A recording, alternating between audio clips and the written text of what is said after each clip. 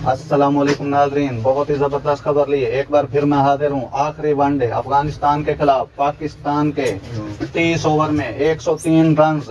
पाकिस्तान और अफगानिस्तान के दरमियान आखिरी एक रोज़ा मैच में पाकिस्तान की अफगानिस्तान के खिलाफ बैटिंग जारी है।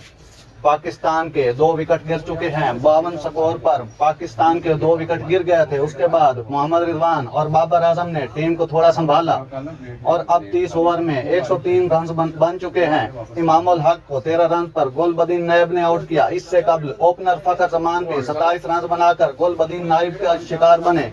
इस वक्त करीब पर कप्तान बाबर आजम और मोहम्मद रिजवान मौजूद हैं।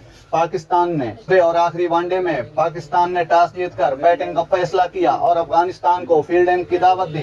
कौमी टीम में 4 तब्दीलियां की गई हैं। टीम में मोहम्मद नवाज, फहीम अशरफ, वसीम जूनियर और सऊद शकील को शामिल किया गया है। सऊद शकील का ये डेब्यू मैच होगा। टॉस के मौके पर गुफ्तगू में कप्तान बाबर आजम ने बताया कि आज के मैच में fast bowler Haris Rauf, Naseem Shah, allrounder Iftikhar Ahmed और उसामा मीर को आराम दिया गया है। बाबर ने कहा, पहले 10 ओवर मुश्किल होंगे, ज्यादा से ज्यादा रन बनाकर अफगान टीम पर दबाव बढ़ाएंगे।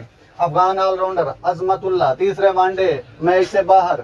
दूसरी जानिब allrounder Azmatullah Umar Zahid side spin की वजह से मैच से बाहर हो गए। ऑलराउंडर गुलबदीन नायब आज मैच खेल रहे हैं। तो नाज़रीन, ये थी आज की अपडेट जो मैच के हवाले से मैंने आप तक पहुंचाई।